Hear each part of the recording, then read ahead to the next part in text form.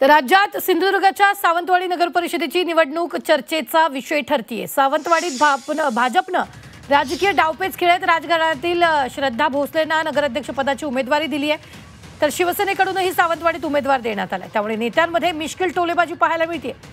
सावंतवाडीतील सभेत बोलताना पालकमंत्री नितेश राणेंनी माजी मंत्री दीपक केसरकरांचा आपल्याला छुपा पाठिंबा असल्याचं म्हटलंय। तर मंत्री उदय सामंतांनी निधीबाबत केलेल्या विधानाची फिरकी त्यांनी घेतलेली आहे।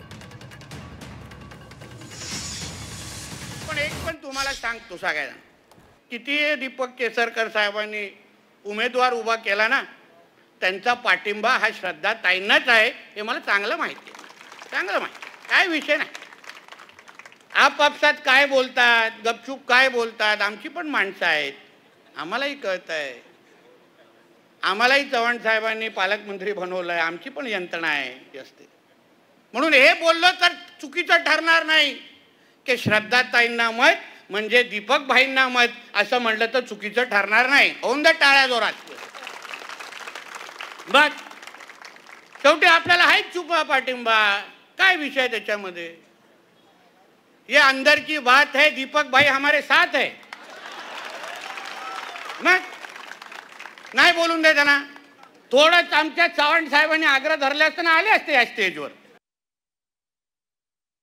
कणकवलीमध्ये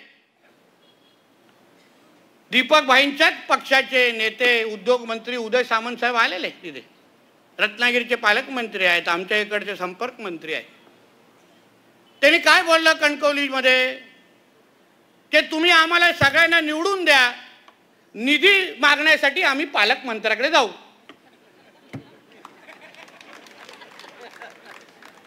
आता तुम्हाला शहरामध्ये बायपास वरून यायचं आहे की सरळ शहरामध्ये यायचं आहे?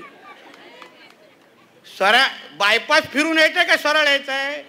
सरळ ना ताई, मग थेट पालकमंत्र्याला मतदान करा ना।